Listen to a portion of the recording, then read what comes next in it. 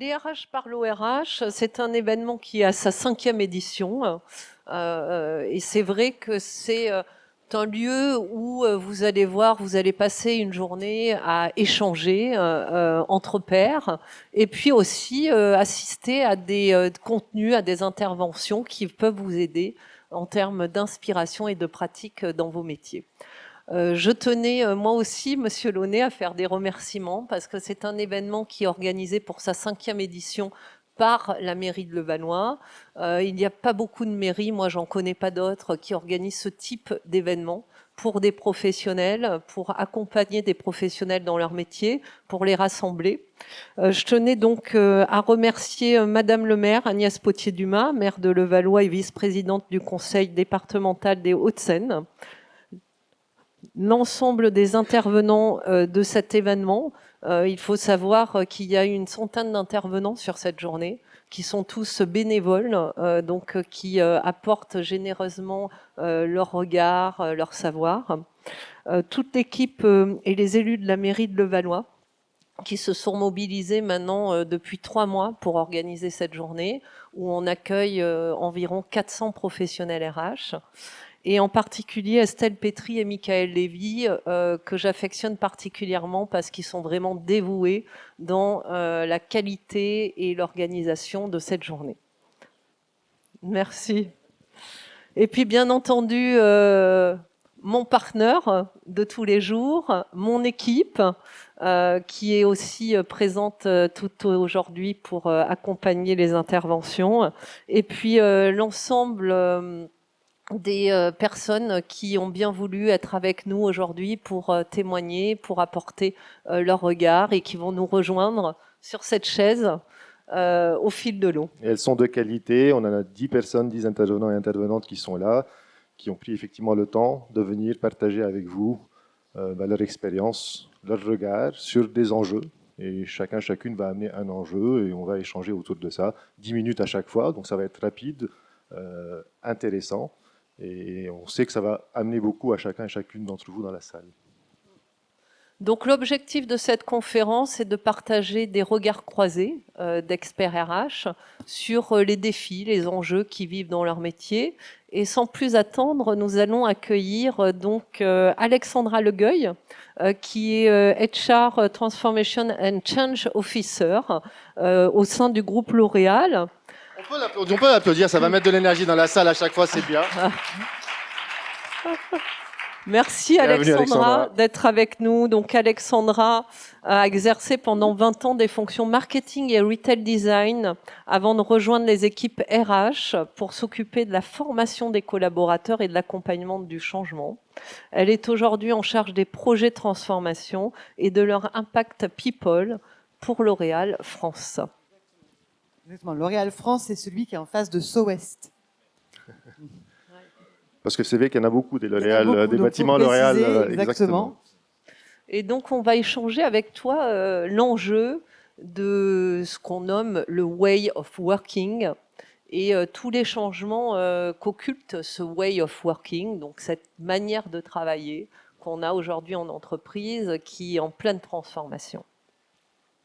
Alexandra, avant cela, qu'est-ce que tu peux partager sur toi pour que la salle te rencontre un peu plus, compléter peut-être que la manière dont je t'ai introduite?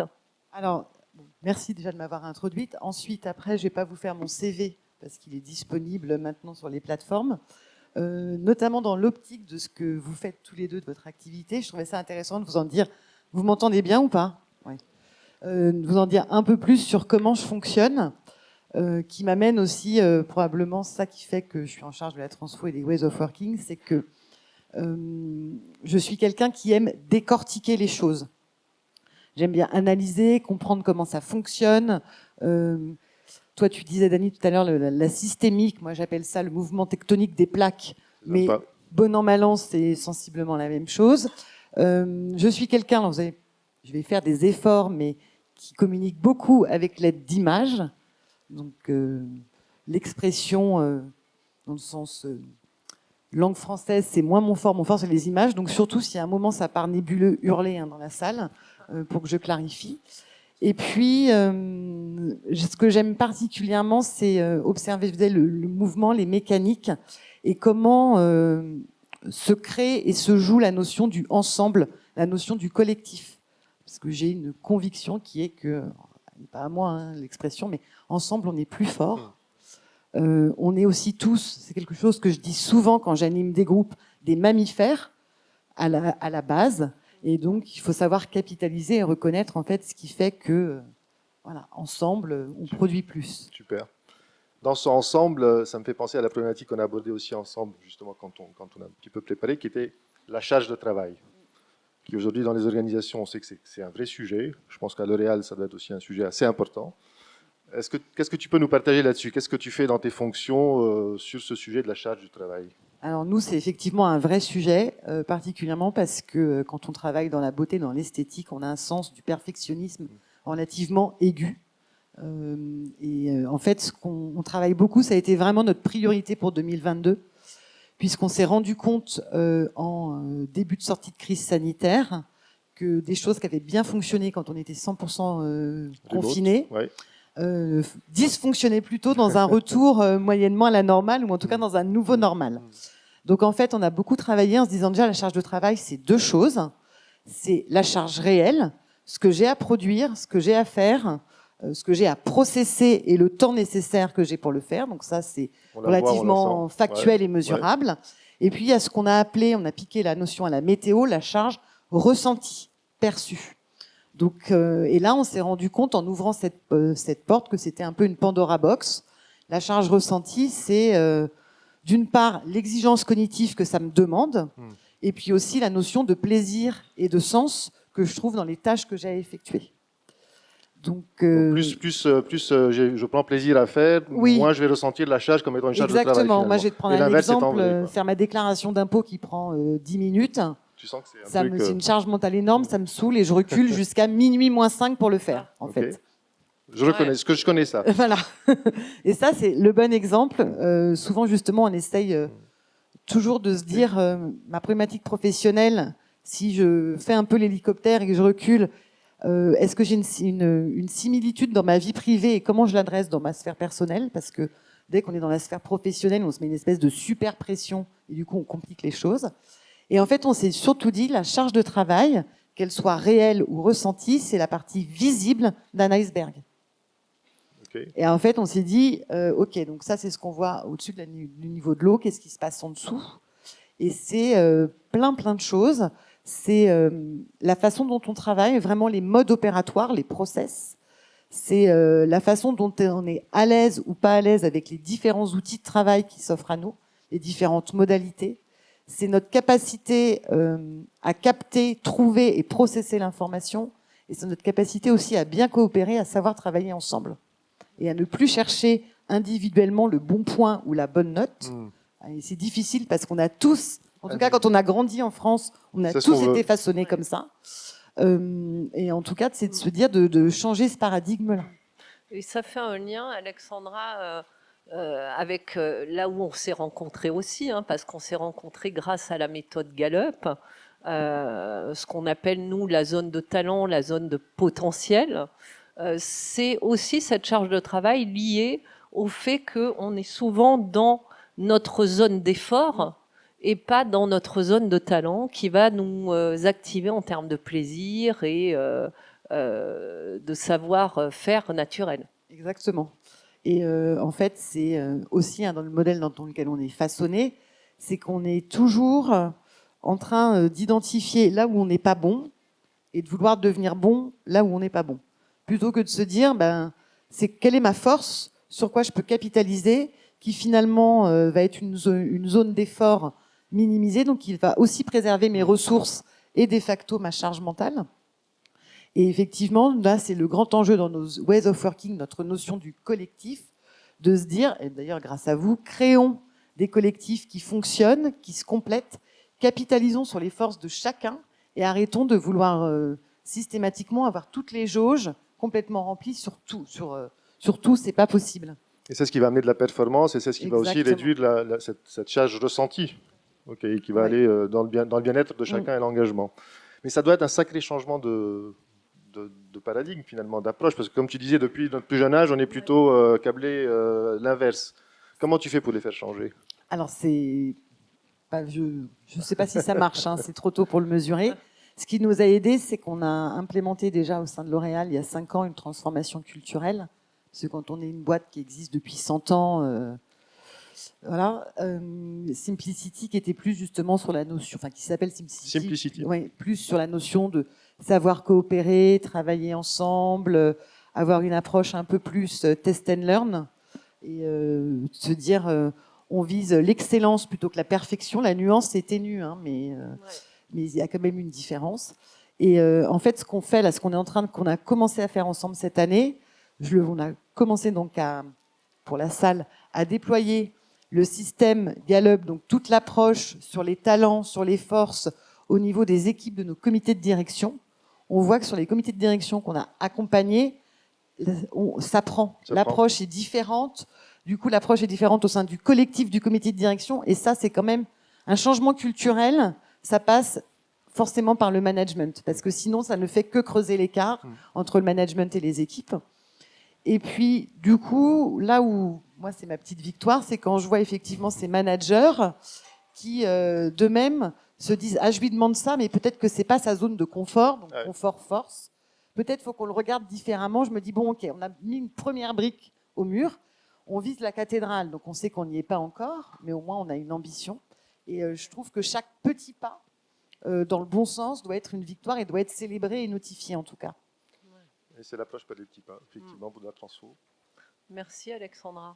Merci. Est-ce que tu as un mantra ou quelque chose, un moteur que tu te répètes en tant que RH, DRH? Alors j'ai un moteur que je me répète beaucoup à moi Ouais. et que j'essaye d'insuffler chez tout le monde, c'est de systématiquement, en tout cas, faire de son mieux. En fait, il faut toujours fournir l'effort, essayer de faire de son mieux en ayant bien en tête l'ambition et que ça sert le collectif. Alors ça va résonner pour les équipes de la mairie, mais oui, effectivement, il faut que ça serve le collectif. Ben, merci pour ce partage. Merci Alexandra, faire de son mieux, ça sert le collectif. Merci.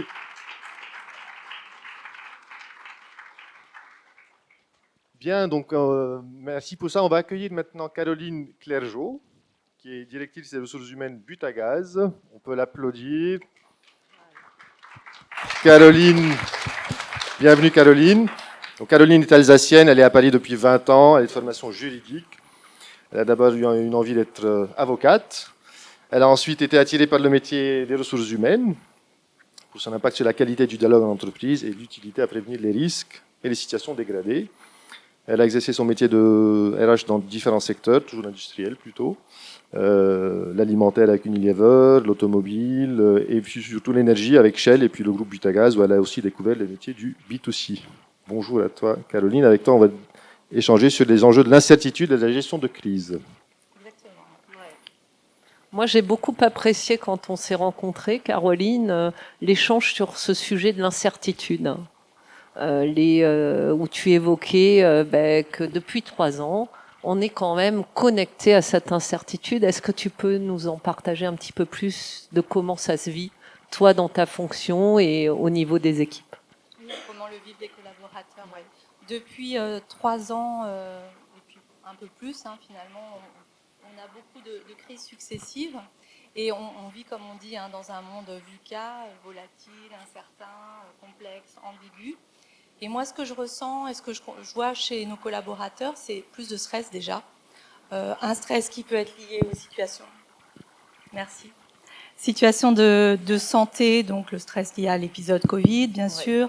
Le stress lié aux aléas climatiques, qui est quand même assez présent chez les collaborateurs, avec un peu d'éco-anxiété de temps en temps. On peut avoir aussi un stress lié à la situation, la guerre en Europe, l'inflation, pénurie d'énergie. Ça, je le ressens quand même très fortement. Ouais. Alors, ce que je vois, c'est finalement que les collaborateurs ont besoin de parler, d'échanger, sans forcément trouver des solutions. Mais en entreprise, le manager, il se retrouve il a besoin maintenant d'organiser des moments de partage finalement entre collaborateurs sur des sujets qui ne sont pas forcément des sujets business, mais des sujets, ceux que j'évoquais, où les personnes ont besoin d'échanger, sans forcément trouver des solutions. Mais ça, c'est beaucoup plus prégnant dans le quotidien de l'entreprise. Et effectivement, le collaborateur, il a besoin que l'entreprise s'empare aussi de ces sujets et qu'il y ait, pas forcément des solutions trouvées, mais que l'entreprise devienne presque un repère, un référent sur des nouvelles thématiques. Ce que je vois aussi, c'est dans le dialogue social que les choses évoluent, qu'on a de plus en plus dans les CSE des questions autour de sujets non business, mais sur des sujets effectivement de crise, de risque. Donc on voit que le dialogue social, il se transforme peu à peu en dialogue sociétal. Et ça, je trouve que c'est une formidable opportunité pour les RH que nous sommes, parce qu'on peut là s'emparer de sujets qui ne sont pas forcément purement RH. Donc on s'est emparé de certains sujets par la force des choses avec les événements Covid, après avec l'énergie sur des sujets RSE, parce que ça c'est quand même motivant. Et là on a vraiment une opportunité d'aller au-delà de notre domaine et aussi de parler de stratégie d'entreprise sur ces thématiques un peu plus sociétales et de gestion de crise. Donc ça c'est ce que je constate sur ces derniers mois, années. Ouais. Ça va. J'aime bien le côté finalement social en sociétal. Ça va rendre ces réunions des CSE beaucoup plus intéressantes et plus riches. Tout à fait, ouais. Et c'est surtout, j'aime bien le côté discuter sans nécessairement trouver des solutions, Oui. ce qui ne doit pas être très habituel dans les entreprises. Qu'est-ce que tu mets en place comme initiative ou action concrète pour favoriser ça finalement, des choses que peut-être d'autres ici pourront reprendre aussi? Oui. Alors chez Butagaz, on a la chance d'avoir une culture de la prévention des risques qui est très forte. Alors elle est liée, même si on est maintenant un acteur multi-énergie, à notre business historique, qui est la distribution de gaz dans des conditions optimum.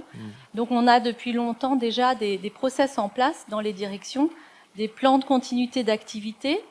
Et ces plans, ils nous aident à prévoir toutes les situations de crise et de risque. Donc les situations qu'on pouvait imaginer déjà il y a des années, du type, je sais pas, grève des transports, manque de produits, voilà. Donc ça, c'est des situations, des scénarios qu'on envisage. Vous les imaginez. Donc c'est un peu comme à l'armée, finalement, on se prépare, on imagine le pire, et comme ça, on se sent préparé. Après, ces plans de continuité d'activité, on les revoit aussi 2 fois par an. On identifie les personnes clés dans les business et les process qui doivent être maintenus pour livrer le client. Donc ça, on sait, c'est le quotidien des collaborateurs. Ils savent qu'il y a un plan de continuité d'activité et ils sont plus sereins à l'approche d'une crise. Quand ils identifient des signaux faibles, ils savent ce qu'ils ont à faire. Donc ça, c'est déjà très important pour gagner en sérénité par rapport à la gestion d'une crise, d'un risque. Vous aviez vu l'Ukraine ou le Covid ou ce genre de choses? Non, mais par contre, on avait dans le plan de continuité gestion d'une épidémie, par exemple. D'accord. Et on avait, on sait là, l'épisode Covid, on a réussi à se mettre en télétravail en 2 jours et à livrer le client. Donc, on avait déjà effectivement cette préparation qui était faite. Et derrière, on n'a plus qu'à dérouler, on va dire. Et ces plans-là, vous les construisez avec les équipes ou c'est quelqu'un dans son... Non, comment ça se passe C'est tout un process de gestion des plans de continuité d'activité qu'on revoit 2 fois par an au moins.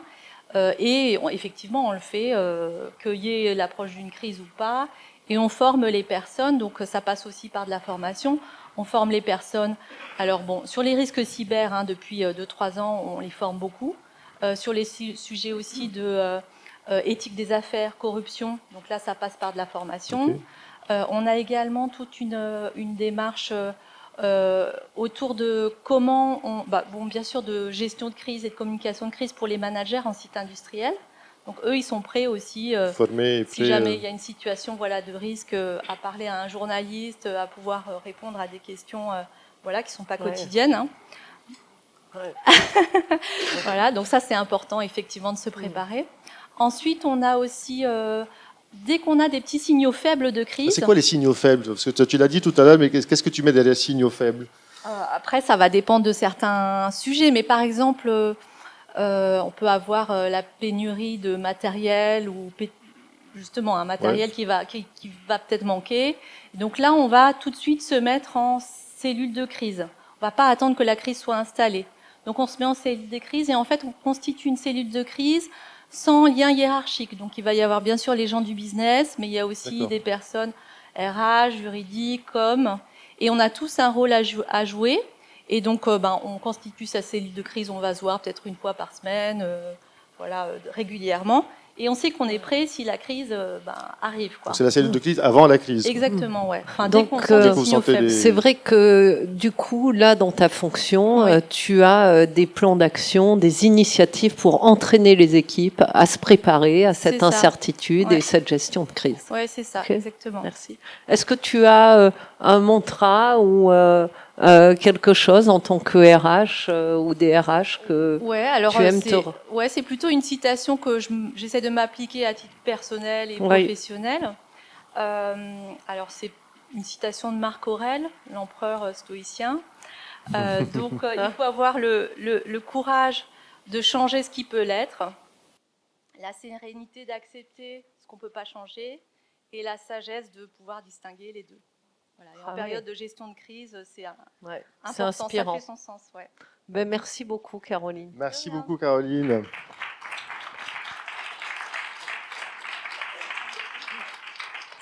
Bon. Donc, nous avons maintenant le plaisir d'accueillir Bérangère Pelé, qui est directrice des programmes de formation corporate chez Soprasteria. Alors, Bérangère habite à Levallois depuis 18 mois. C'est une Levalloisienne. Exactement, Voilà. fière d'être là aujourd'hui. Ce matin, elle était contente d'avoir que quelques rues pour venir nous rejoindre. Tu es diplômée de l'école de commerce de Rennes. Et cela fait maintenant 17 ans que tu travailles dans la sphère RH. Tu as été d'abord consultante spécialisée en RH et conduite du changement au début de ta carrière. Puis ensuite, tu es allée vers des fonctions sur la formation, le recrutement, la gestion des talents. Tu as à la fois travaillé dans l'industrie, mais aussi dans des ESN. Et aujourd'hui, tu es donc chez Soprasteria et tu as des challenges à relever au niveau France, mais aussi au niveau international. On va échanger avec toi sur l'enjeu de la culture, du présentiel et de la rétention des talents. Tout à fait. Est-ce qu'il y a quelque chose que tu as envie d'ajouter peut-être avant pour que la salle te connaisse aussi, quelque chose qu'on n'aurait pas dit, que tu as envie de partager avec tout le monde avant qu'on se lance? Donc une culture internationale, donc excusez-moi pour mes anglicismes, j'ai tendance à en mettre à tout bout de champ. Soprasteria. Voilà, Soprasteria, et non, est très fière de pouvoir faire quelque chose au niveau de Levallois, donc très bien. Super. Alors dis-nous, qu'est-ce que sur l'enjeu de la culture finalement? Alors oui, tout à fait. Alors pour vous donner le contexte dans lequel nous sommes, donc Soprasteria, une entreprise de services numériques, par défaut, nos consultants, ou à peu près 3/4 de nos consultants, sont postés chez le client.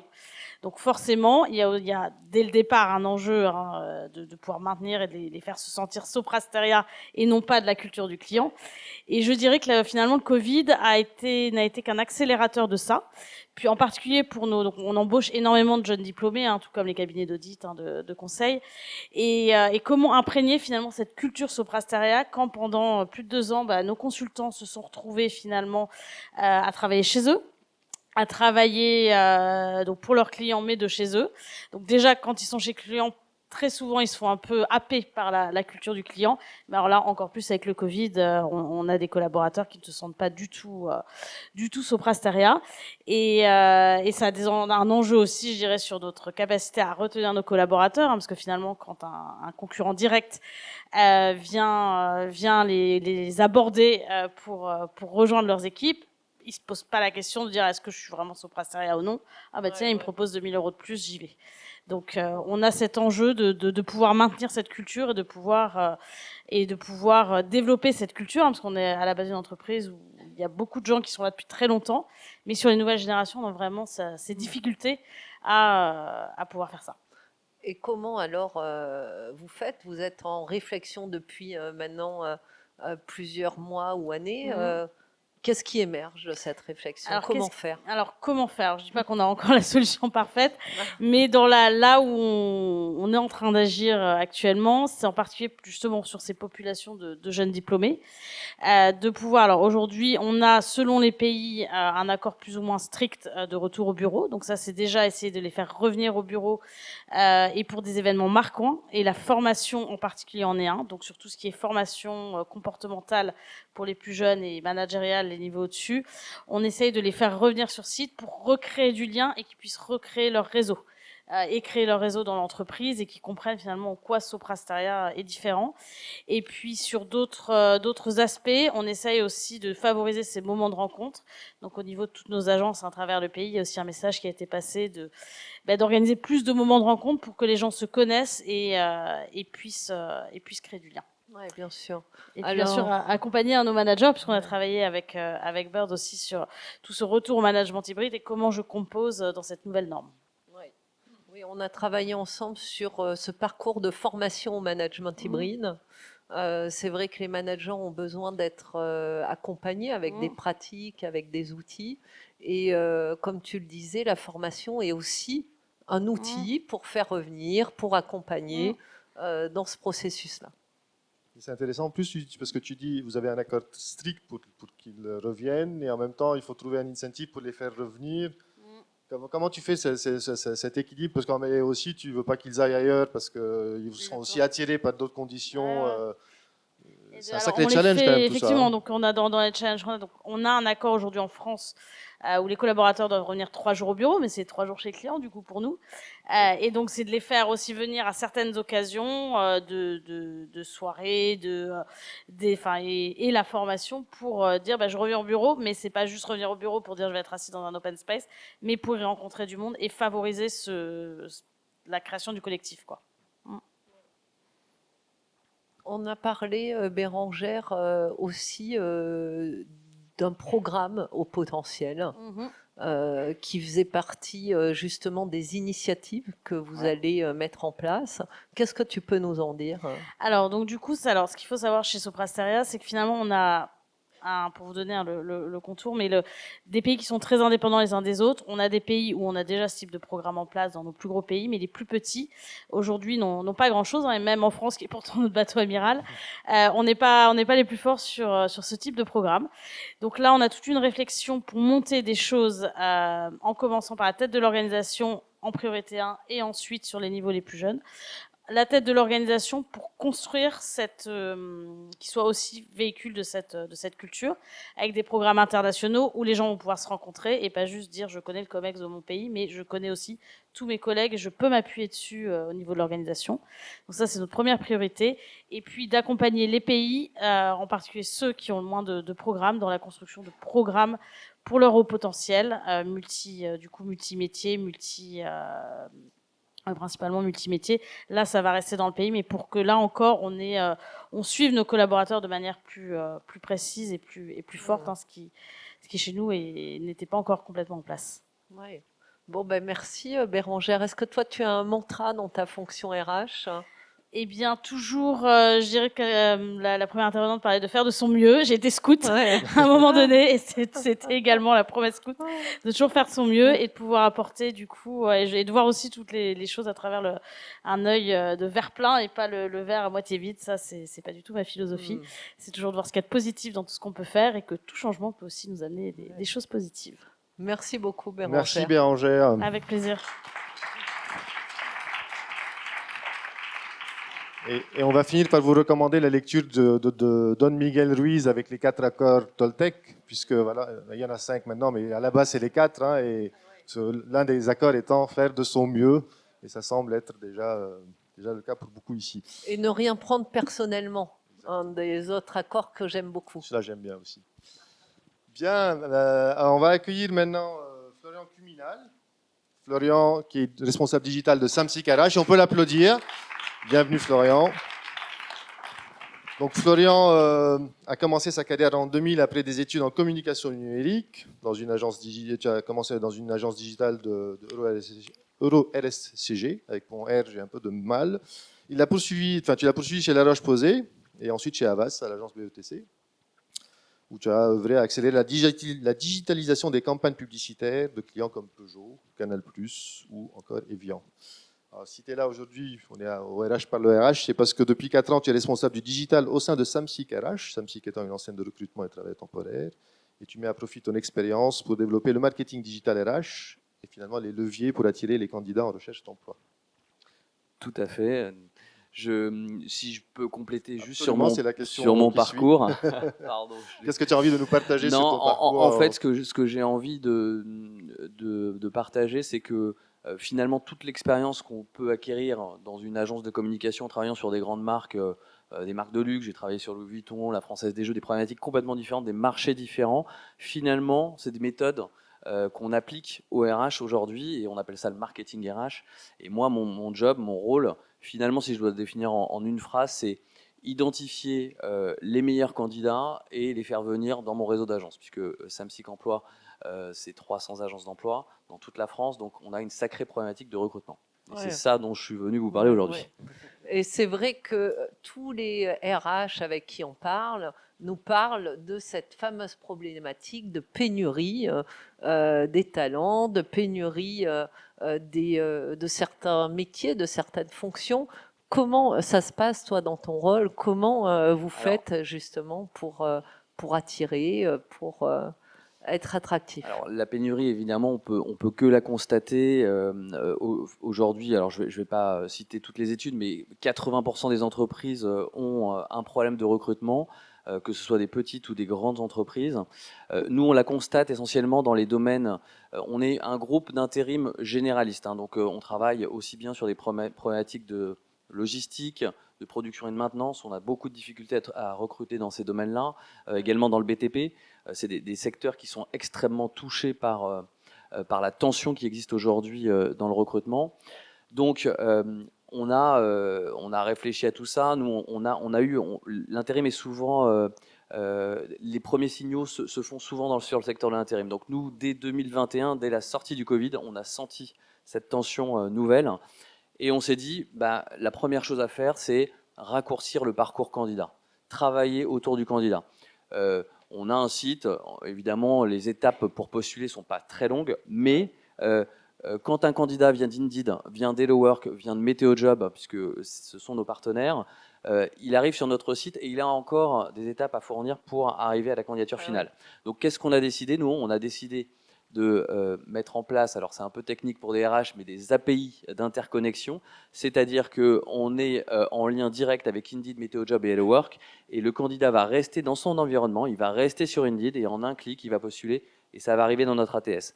Donc, on a gagné en étapes nécessairement, et on a multiplié par 10, pour vous donner l'exemple d'Indeed, le nombre de candidatures sur plusieurs mois. Donc ça, c'est intéressant de cette statistique. Donc en changeant le parcours, le nombre de clics, en raccourcissant les étapes, on a gagné beaucoup. On a multiplié par 10. On est passé de 2000 à 20 000 candidatures sur Indeed. Et c'est pas un phénomène sur un mois. Hein, c'est un phénomène qu'on a constaté depuis le début de l'année où on a mis en place cette fonctionnalité. Du coup, on l'a étendu à HelloWork et à MétéoJob. Et ça nous permet d'avoir plus de volume. Ensuite, charge à nos agences de qualifier le candidat, le recevoir et le déléguer ensuite. Simplifier le parcours. Simplifier le parcours. Ça, c'est une première action qu'on a menée, mais il y a une autre action, c'est que les job boards, c'est bien, mais c'est le candidat passif, actif plutôt, pardon. Et celui on a qui va à la recherche, quoi. Celui qui va à la recherche, donc il cherche un job, donc il va Ouais. sur un job board, c'est le lieu naturel. Ouais. Et Indeed a évidemment plus de notoriété que Samsic Emploi. Ouais. Donc il va sur Indeed d'abord. Mais nous, on avait cet enjeu de remonter finalement dans le tunnel de conversion. En communication, on parle de la fin du tunnel, donc c'est les fameux candidats actifs qui vont sur les job boards, mais nous, on a cet enjeu de considération, de travailler notre notoriété, notre visibilité, et on a testé, parce qu'on ne savait pas si ça allait fonctionner, des actions sur TikTok, donc on a travaillé avec des influenceurs, des streamers, comme on dit aujourd'hui, pour leur demander de faire un petit sketch autour d'un métier sur lequel on recrutait. Donc ça nous a permis d'avoir une visibilité de plusieurs millions de personnes. On s'adresse beaucoup à des jeunes, donc c'est des réseaux de prédilection de cette génération Z, comme on l'appelle. On a fait une OP sur Twitch avec Dwagby, le Bouzeux, qui sont des influenceurs très reconnus au mois de mai. Oui, alors c'est vrai que ça peut paraître... mais c'est génial, c'est un autre canal et c'est vrai que c'est... Exactement. Donc finalement, tu as aussi des actions suivant l'audience et le profil, plus ou moins jeune, parce que je suppose que pour quelqu'un qui a 40, 50 ans, on n'est pas sur TikTok. Exactement. Tout à fait. Et alors, c'est une très Je sais bonne. pas c'est quoi ce commentaire. Je sais pas s'il y en a ici qui ont 40 ou 40 ans qui sont sur TikTok, mais c'est vrai que je n'y suis pas. Ah bah, tu vois. Non, alors c'est vrai que alors les réseaux sociaux c'est important, certes, mais c'est pas suffisant. On a 300 agences en France, donc on est présent en province, et il y a des gens qui sont déconnectés aussi des outils numériques. Donc on a décidé aussi d'aller à leur rencontre. On a lancé un camion de l'emploi qu'on a appelé le Job Truck, et on va à la rencontre de ces candidats sur le parking d'un supermarché, devant un pôle emploi, hein, parce que Pôle Ouais. emploi est un peu débordé, donc on vient soutenir Pôle emploi pour aller accompagner ces candidats et les amener vers le chemin de l'emploi, puisque c'est vraiment notre vocation. Vous vous mettez devant le Pôle emploi, donc pour C'est- les choper oui, alors, directement avant qu'il on est entre chez autorisé, Pôle emploi, on c'est est pas mal. autorisé par Pôle emploi à faire ce genre d'action, bien entendu. Génial ça. Voilà. Et puis, si je peux rajouter une dernière chose, c'est que pour aller chercher ces candidats, il faut travailler son e-réputation. Et ça, je le dis tous les jours à mes agences. Regardez vos fiches, répondez aux commentaires, qu'ils soient positifs ou négatifs. C'est très important parce que aujourd'hui, et c'est Indeed qui le disait hier, quand on a 0,1 point de différence entre une entreprise A et B, on va gagner 60% de taux de clic. Le CPC, le fameux CPC que Indeed facture lorsque on achète du média chez eux. Donc, soigner l'e-réputation, c'est très important. Et évidemment, la rédaction d'annonces, ça peut paraître évident, mais mes agences, finalement, sont des médias. C'est les premiers médias, c'est nos premiers médias, donc il faut absolument qu'ils soignent la rédaction de leurs annonces. C'est super intéressant de voir ce lien entre la communication et ce domaine des RH. Et finalement, comment on a une transversalité aujourd'hui des métiers, hein, en tant que RH. Finalement, on se doit d'apprendre ou d'être dans aussi du marketing digital. Tout à fait, tout à fait. Je crois que on en est obligé, on est obligé aujourd'hui d'avoir ce type de considération parce que le marché a changé, la pénurie, la tension fait que on est obligé de trouver les astuces, de tester. Hein, c'est beaucoup de tests. On n'a pas de certitude avant de le faire, mais c'est ça qui est intéressant aussi dans notre métier de communicant et de communicant RH.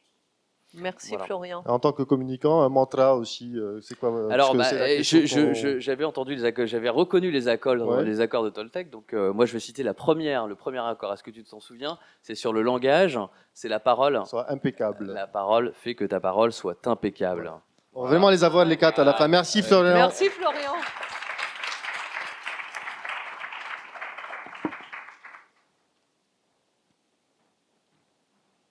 On va accueillir Nathalie Motez. Bienvenue Nathalie, on peut l'applaudir aussi. Bienvenue Nathalie. Le micro. Nathalie est donc directrice de l'expérience collaborateur à Paris La Défense. Bien, bonjour à tous et Voilà. toutes. Donc Nathalie est diplômée, tu es diplômée de l'ESCP Europe, Ouais. avec plus de 25 ans d'expérience dans le management opérationnel des ressources humaines et le pilotage de projets transfo et de conduite du changement. Tu as occupé différents postes de DRH au sein notamment du groupe des GDF Suez. Et tu es aujourd'hui directrice de l'expérience collaborateur. Plein de choses qui sont derrière ce mot, hein, tu vas nous en dire plus. De Paris La Défense, qui est l'établissement public en charge de la gestion et de l'aménagement du quartier d'affaires de La Défense. Bienvenue à toi. Merci. Qu'est-ce que tu aurais envie de nous partager pour compléter cette présentation et que les personnes te connaissent un peu plus? Un peu plus, peut-être juste dire que j'ai eu la chance d'évoluer au sein de structures de taille très différentes, donc de grands groupes comme GDF Suez, donc et d'être DRH de différentes filiales de ce groupe, mais également ensuite de start-up et aujourd'hui au sein d'un établissement public. Donc c'est se frotter à des environnements différents qui sont d'une grande richesse en fait. Ouais. Et alors aujourd'hui, tu es directrice de l'expérience collaborateur. Moi, je suis curieuse de savoir finalement qu'est-ce que c'est que cette expérience collaborateur. On en entend beaucoup parler. Et quel est ton rôle vis-à-vis de cette expérience collaborateur? Effectivement, donc on en entend de plus en plus parler. Je vais peut-être revenir à la genèse pour vous expliquer pourquoi en fait on a créé cette direction de l'expérience collaborateur, quel sens ça portait. En fait, Paris La Défense, c'est un établissement qui a été créé au 1er janvier 2018, assez récent, issu de la fusion de deux établissements, un établissement public d'aménagement et un établissement public de gestion. Et à l'époque, au moment de la fusion, il y avait un enjeu de rapprochement des équipes. Il y avait énormément d'antagonisme entre les deux établissements, et notamment l'un qui se sentait supérieur à l'autre. Le métier de l'aménagement était considéré comme plus noble par certains que le métier de la gestion. Et donc, il fallait lever tout ça et gagner, en fait. Et on a cherché à ce moment-là un facteur, un levier d'accélération de ce rapprochement, de cette fusion. Et on s'est dit, il faut qu'on trouve quelque chose qui soit à la fois en cohérence avec ce qu'on veut porter pour le quartier d'affaires, donc un quartier innovant, précurseur, moderne, fer de lance, et puis aussi montrer qu'un établissement public, il est en capacité aussi de se transformer, il est plein d'agilité aussi. Et on s'est dit, on va changer totalement les choses, on va casser les codes, et nous voilà partis pour mettre en place de nouveaux modes de travail, Total Flex. Et donc là, avec une logique de création de salles projets, on a suivi les modalités du design thinking, ça doit parler à un certain nombre d'entre vous, donc tout ce qui est test and learn, etc. Et donc on a voulu vraiment casser les codes, mettre de la transparence, créer un parcours au sein de nos locaux, et finalement fédérer et se servir de cela pour rapprocher les équipes et co-construire ensemble quelque chose de nouveau. Et donc la direction de l'expérience collaborateur, elle est née à ce moment-là, où on a décidé de rapprocher à la fois les fonctions de RH, mais également de communication interne, de workplace. Et donc, en rapprochant tout ça, on a créé la direction de l'expérience collaborateur. Et pour répondre pleinement à la question, l'idée, c'était vraiment de mettre le collaborateur au cœur de nos préoccupations. Tout comme l'usager du quartier d'affaires, notre objectif, c'est bien sûr de lui donner envie de revenir. Et là, donc, c'est le collaborateur au cœur, comment on fait pour lui donner tous les moyens et l'envie surtout de rester et de donner le meilleur de lui-même dans cette... Comme on le fait avec l'expérience client, finalement. On a beaucoup parlé de l'expérience client, et là, on met le collaborateur au sein, au centre. Exactement. Donc, vraiment cette symétrie des attentions qu'on a voulu, à laquelle on est très attaché. Alors justement, ces collaborateurs, les jeunes, les moins jeunes, il y a une vraie problématique de perte de sens, finalement, en ce moment. On entendait Bérangère partager sur le fait que les personnes vont partir pour une offre pour quelques milliers d'euros de plus. Elles ne sont pas vraiment attachées à l'entreprise. Qu'est-ce que tu fais au sein de cette direction d'expérience collaborateur pour travailler ça, pour renforcer l'adhésion, pour faire en sorte qu'ils aient envie de venir bosser à Paris La Défense? C'est vrai qu'aujourd'hui, on l'a entendu dans les expériences précédentes, comment on fidélise, comment on fait venir, comment on retient. Donc, autant d'engagement. Enfin, nous, l'expérience collaborateur, on travaille vraiment l'engagement. Et comment on fait pour en permanence renforcer cet engagement? J'ai envie de peut-être partager quelques expériences. Donc, on a beaucoup travaillé le process d'onboarding. Donc, comment on fait pour bien accueillir? En gros, c'est comme quand on monte sur un bateau. On va faire en sorte que tu montes bien sur le bateau et que tu fasses partie de l'équipage et donc que tu te sentes partie d'un collectif. Je pense que cette notion de collectif, elle est essentielle. Et pour donner du sens, c'est resituer l'action aussi dans un cadre plus global. C'est-à-dire, j'arrive pour faire une mission, mais cette mission, elle s'inscrit dans un cadre. Et en fait, dans ce processus d'onboarding, on a à cœur vraiment d'accompagner le mieux possible notre collaborateur, à la fois sur du court, du moyen et du plus long terme. Et donc, concrètement, ça veut dire quoi? C'est de l'outiller, nos collaborateurs, pour qu'ils puissent se sentir partie prenante d'un collectif, mais aussi qu'ils se sentent bien outillés dès le départ pour pouvoir inscrire finalement son action au cœur d'un cadre plus global.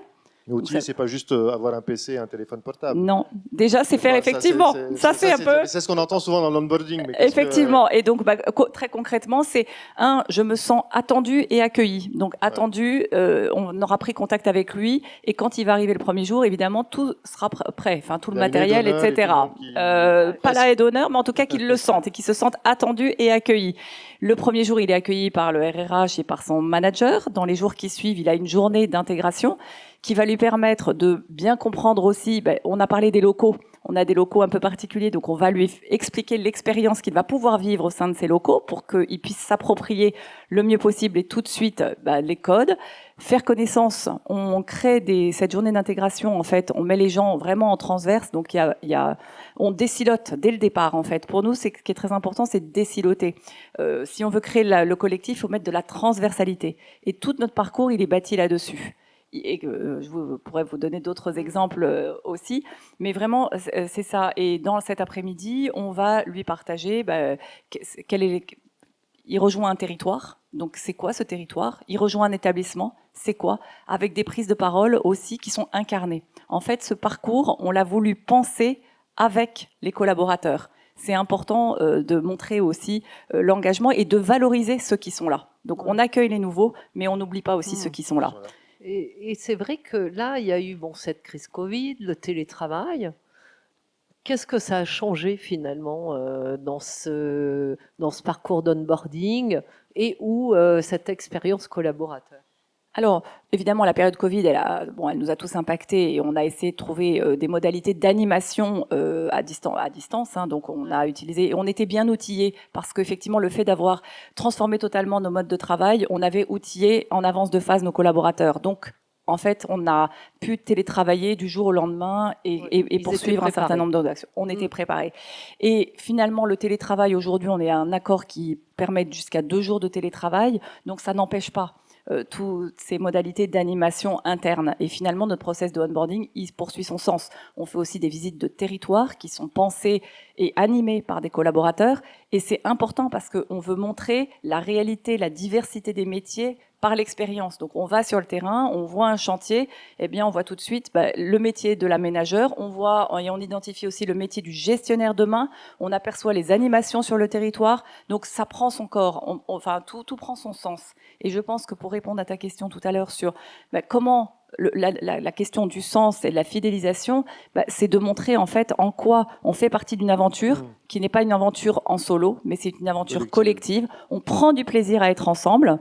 Un exemple, alors c'est un peu décousu, je sors de mon process d'onboarding, mais s'il y en a que ça intéresse, je pourrais détailler parce que il est plébiscité. Ça fait plaisir de voir des gens venir nous voir en nous disant « Ah, mais c'est génial, j'ai jamais été accueilli comme ça ». Bon, c'est une fierté et qui embarque tous les collaborateurs, donc c'est une fierté collective.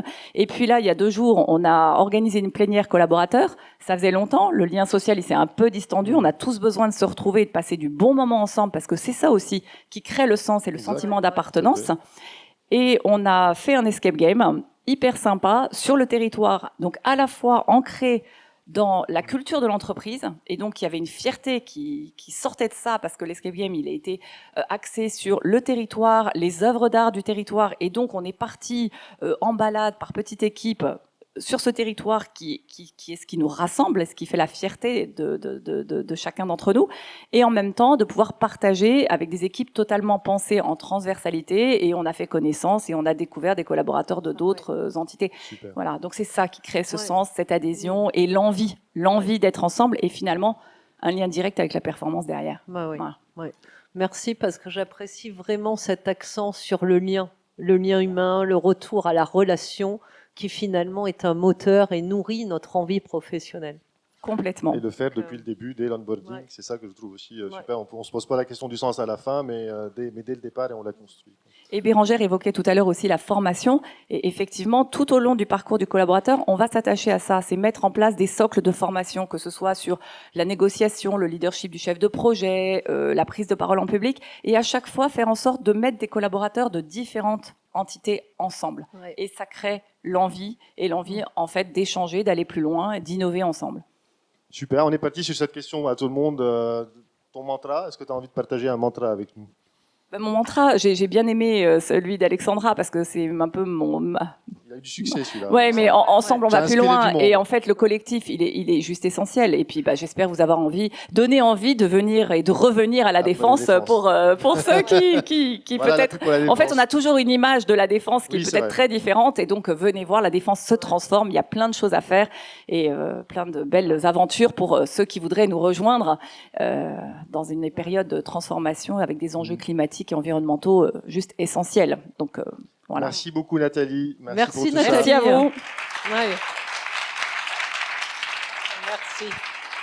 Sans transition, nous allons enchaîner avec Karim Dos Santos. Merci Karim d'être avec nous.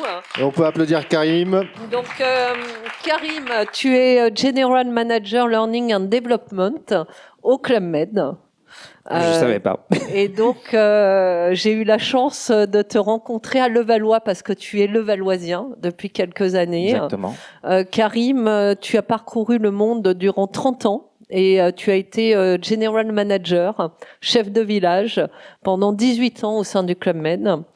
Ton expérience multiculturelle et intergénérationnelle t'a permis, dès 2008, de mettre au point un fonctionnement managérial répondant aux besoins réels des collaborateurs au sein du Club Med. Tu as rejoint la direction générale du Club Med en 2017 en tant que HR Learning and Development Manager. Et tu es titulaire d'un Master 2 en administration et échanges internationaux de l'université Paris 7. Et tu as un diplôme en fait de formateur à la Ségos. Et aujourd'hui, tu te formes au coaching coactif. Tout à fait. Quel parcours! Wow. C'est difficile de passer après le sketch, mais c'était très sympa. Ouais, donc merci ça me rappelle des souvenirs. D'être avec nous. On va explorer un peu avec toi l'enjeu de l'intergénérationnel, vu que c'est un de tes sujets de prédilection. Avant ça, on avait une question pour toi. Oui, on voulait savoir, en fait, parce que c'est vrai que le Club Med, c'est un peu le job de rêve, quoi. On se dit, le Club Med, on a tous envie d'y être. Hein. Donc, je sais pas, qu'est-ce que tu as envie de nous partager sur ton parcours au Club Med? Est-ce que c'est vraiment le job de rêve? Non, en fait, moi d'abord, je voulais juste remercier tous les intervenants précédents parce que je me retrouve dans tout ce que vous avez dit. Bérangère, Nathalie aussi a dit des choses qui m'ont rappelé des souvenirs et nous avons travaillé au club sur tous ces sujets également. Intéressants. Stressant, fatigant, difficile de changer de mindset en commençant par la tête, etc. Donc tout ça, c'était intéressant, ça me parle. Alors oui, c'est un job, même au club, bien sûr, alors que nous sommes tous différents et finalement on se retrouve tous sur les mêmes points. Un job de rêve, oui, mais on le sait pas au départ en fait. On se dit c'est quoi le Club Med, on y va et on découvre tout au fur et à mesure. Et c'est un job de rêve parce qu'on a la chance de voyager énormément, de s'installer dans un pays pour 6 mois, 1 an, voire 2 ans, plus pour certains, de comprendre le fonctionnement du pays et de s'enrichir. Donc ça nous permet ensuite de nous adapter. Nous sommes des étrangers à chaque fois. Donc le but d'un manager, pour moi, c'était de m'adapter au vécu des populations et de pouvoir m'intégrer. Je n'étais pas là en tant que responsable, j'étais là pour être accueilli par une population, les mettre en confiance. Et puis, dès l'instant où ils étaient en confiance, c'était plus facile pour moi de travailler avec eux. D'ailleurs, on travaille beaucoup moins dans ce sens-là et travaille plus pour vous. Et on voulait, super, ça, on voulait parler avec toi de l'enjeu de l'intergénérationnel ou du générationnel et du développement durable, parce que finalement, le Club Med, de ses débuts, il a quand même énormément changé. Vos clients ont changé, c'est plus les mêmes populations, elles ont un peu vieilli. Ouais. Les salariés, les géos, ils ont aussi changé, c'est plus les mêmes. Et toi, tu as changé avec. Voilà. Déjà, sur la photo, j'ai changé. Non, mais en fait, qu'est-ce qui fait qu'aujourd'hui les jeunes, ils ont envie de venir rejoindre le Club Med et aller bosser au Club Med? Oui, tout a changé. Le monde a changé, les gens ont changé, les besoins ont changé, et toutes générations confondues. Hein. Il n'y a pas que les jeunes. Moi, je me suis intéressé aussi aux vieux. Hein. Il n'y a pas que les jeunes. C'est-à-dire que souvent, on s'aperçoit dans les entreprises que les anciens sont... On les reconnaît pour leur expertise, mais on les laisse un peu de côté. Il y a cette jeunesse qui arrive, qui va prendre leur place. Et alors qu'ils ont besoin juste d'un signe de reconnaissance, d'une valorisation de leur expertise, et en faire profiter les jeunes générations pour leur faire gagner du temps. On les oublie, et c'est un peu triste. Dans les entreprises, ça se passe un petit peu comme ça. Chez nous aussi, on a ce problème. Moi, en fait, ce qui m'a marqué, c'est que j'ai été touché par un sujet en 2006 sur la frustration relative dans le monde du travail et comment accueillir ces générations qui arrivaient, qui allaient déstabiliser nos fonctionnements managériaux. Et j'ai pris une claque et en cherchant, fouillant un petit peu sur ce sujet, j'ai pris une claque et j'ai complètement modifié mon système de fonctionnement. J'ai proposé, j'en ai parlé au Club Méditerranée, à la direction à l'époque, qui n'était pas prête parce qu'on ne parlait pas de la génération Z, elle n'existait pas, on parlait tout juste de la génération Y, il y a 17 ans. Les gens n'en parlaient pas trop, ou peu de monde connaissait le sujet. Et je leur ai dit, il faut absolument qu'on prépare nos managers, parce que ces vagues générationnelles vont nous déstabiliser, et si on ne sait pas les accueillir, elles ne resteront pas, on aura du mal à les recruter, etc. ça a fait ça et ça. Je me suis dit, il faut tester, je vais tester la chose sur le terrain. Donc, j'ai mis en place ce fonctionnement dans les villages. Je me suis aperçu que les 25% ou 30% qui vous plantent un couteau dans le dos, dès que vous avez le dos tourné, c'était terminé. Le turnover passait de 15 ou 12% à 2%. Les gens ne partaient plus, avaient envie de rester. Ils avaient compris que ce n'était pas l'endroit, mais les gens qui étaient autour d'eux qui leur faisaient du bien. Et je me suis dit, mais c'est fantastique.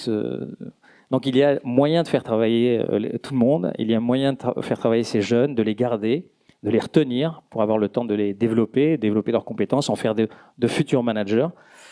Et depuis, donc, j'en ai tellement parlé pendant 17 ans. C'est long, c'est très long. C'est très long. Et tu as tenu bon. Je ne sais pas comment, mais en tout cas, ça m'a épuisé intérieurement. Donc, je me suis dit, il faut que je fasse gagner du temps aux autres. Et donc, c'est pour ça que je suis arrivé en 2017 à la direction. Et j'essaye d'inculquer ça. Donc, ça commence à plaire. C'est ça qui est frustrant. Je me dis, on a perdu énormément de temps. Ça, c'est frustrant. Ouais.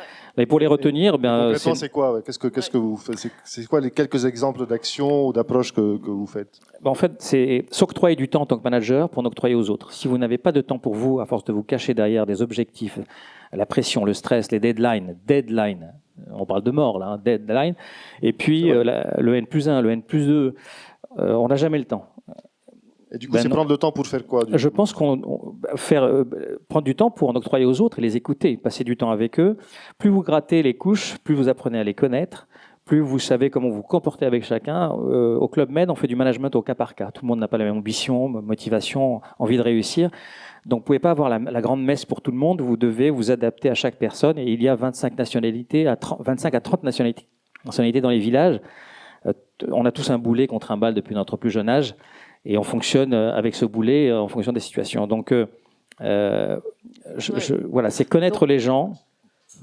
Plus vous passez de temps avec eux, plus vous êtes reconnaissant, vous les mettez en valeur, arrêtez cette hiérarchie écrasante, faire du bottom-up, on en a tous parlé, mais est-ce qu'on le fait vraiment? Et puis, de la collaboration, on parlait de coopération également, du reverse mentoring, avec éviter les silos générationnels, faire travailler les générations ensemble, sur des projets avec un apport d'expérience pour l'ancien, avec un apport d'outils digitaux et innovants avec le jeune pour partager. Moi, ce que j'aime beaucoup dans la manière, dans ta réflexion de l'intergénérationnel, c'est que tu dis que le prérequis, finalement, c'est déjà la relation au cas par cas, remettre du lien dans la relation, se connaître, se comprendre, et qu'on peut mettre en place tous les programmes intergénérationnels qu'on veut, mais s'il n'y a pas ce prérequis, ça ne peut pas fonctionner. Non, ça ne peut pas fonctionner. Et je demandais également à mes managers de faire la même chose, de passer du temps avec leurs équipes. Je parlais souvent de famille, parce que j'aime pas le mot équipe. On parlait de cohésion tout à l'heure au début. Ma priorité avant de débuter une saison, par exemple, lorsqu'on ouvre un hôtel, c'était de créer cette famille autour de moi. Je ne pouvais pas parler de sens, d'objectifs, de vision, etc., si je n'avais pas créé la famille autour de moi. Donc, comment les regrouper, se retrouver en soirée, faire des dîners entre nous. On parlait d'événements également avec Nathalie. Des événements, là, j'arrive de Tignes, on ouvre un nouveau village. J'étais à La Rosière et à Tignes sur cette semaine. J'ai passé 4 jours. Toutes les équipes, on a réuni toutes les équipes pour pouvoir festoyer tous ensemble sur effectivement l'aboutissement d'une ouverture d'hôtel pour accueillir nos clients. Il y a 70% de touristes étrangers avec les Israéliens, les Brésiliens, les Américains, les Russes, un peu moins en ce moment malheureusement. Mais voilà, c'était comment les accueillir et on sent de la joie dans les yeux des géos. On sait que c'est un métier qui est passionnant, fatigant, stressant quand on ne l'a pas compris. Beaucoup de géos se trompent parce qu'ils n'ont pas compris le métier. Donc le but du manager, c'est de leur expliquer ce qu'est véritablement ce métier, comment le faire pour ne pas se dire c'est fatigant, on est à tout le temps. C'est pas vrai. Ouais. C'est être au bon endroit au bon moment. C'est un peu comme l'ego. Il doit exister, mais il faut le mettre au bon endroit.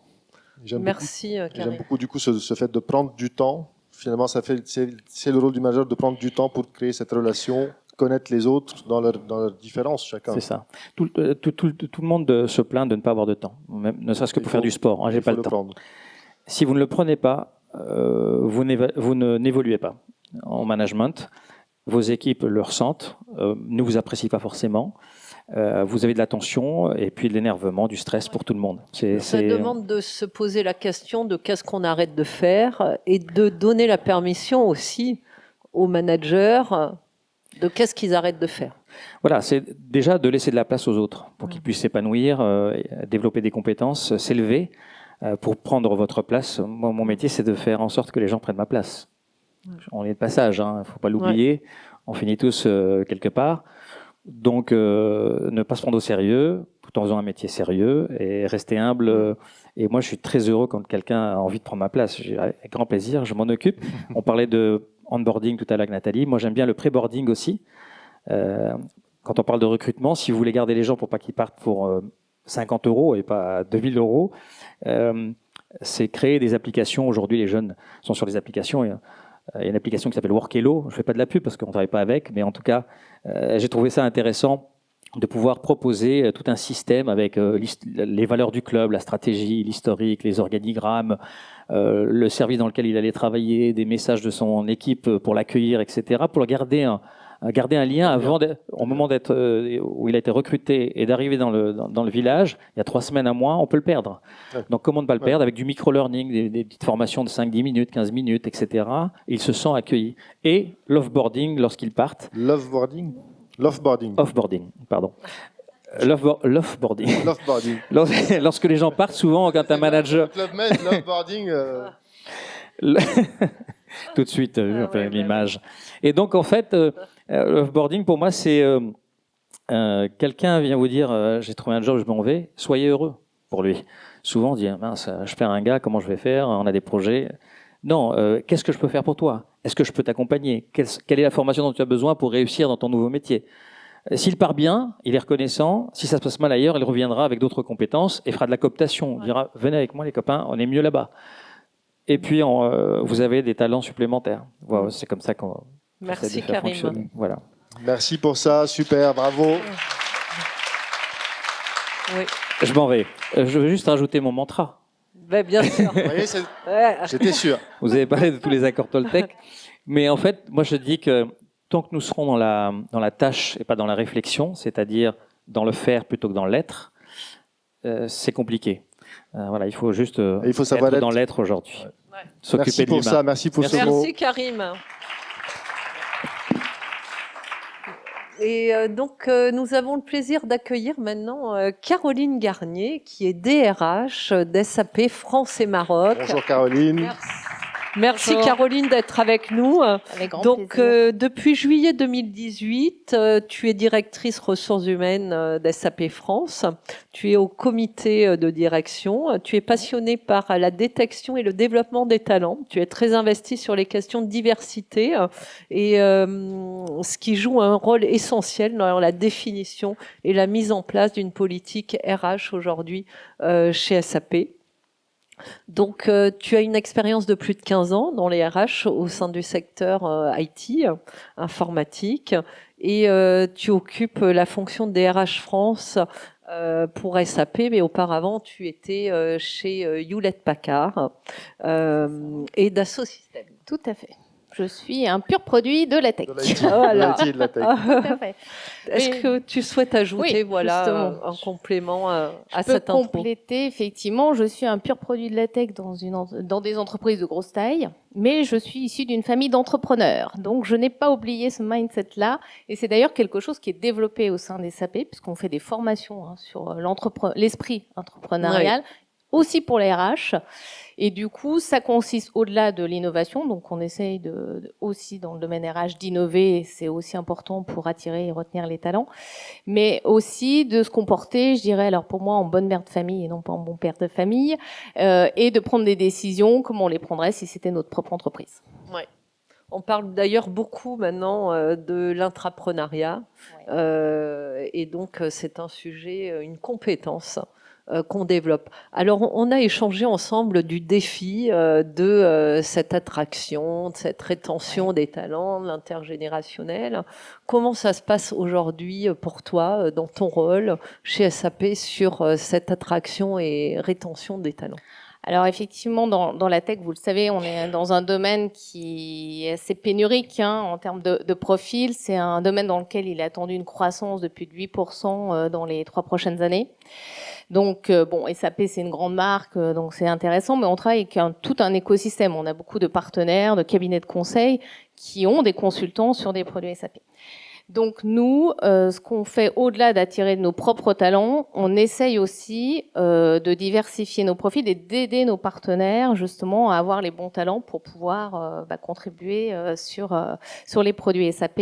Et pour ça, on a mis un certain nombre de programmes en place pour les aider et des programmes qui visent à diversifier les profils. Alors ça, on le fait aussi en interne. Ce qu'on dit à nos managers, c'est arrêtez de recruter des gens qui vous ressemblent, des clones, c'est sûr, on se comprend tous, ça va plus vite, on est tout le temps d'accord, c'est super. Mais on dit non, arrêtez. Déjà, ça, c'est pas ce qu'on veut. Nous, on est une société qui veut innover, donc forcément, si on a tous le même mode de pensée, ça marche moins bien. Et pour servir nos clients, on a besoin d'innover. Et deuxièmement, on a besoin de plus de personnes sur le marché, sur notamment des consultants SAP. Et donc, pour cela, on a développé un programme, notamment, alors on en a plusieurs, mais un qui s'appelle People to Work et qui a pour objectif d'aider, de former gratuitement des personnes qui sont sur le marché de l'emploi. Donc, on s'appuie sur M2I et Fitech, qui sont des organismes de formation qui recrutent, entre guillemets, qui sourcent ces futurs talents et que l'on forme gratuitement avec l'objectif d'un retour à l'emploi de près de 80%. Oui, parce que toi, ton challenge, tu es DRH d'SAP, mais au final, DRH de tout un marché en tout cas, lié à SAP. On fait en sorte, effectivement, que le marché puisse avoir les bonnes compétences sur les produits SAP, effectivement. Ouais. Et sur finalement les jeunes générations, sur cette intergénérationnel, comment ça se passe là ?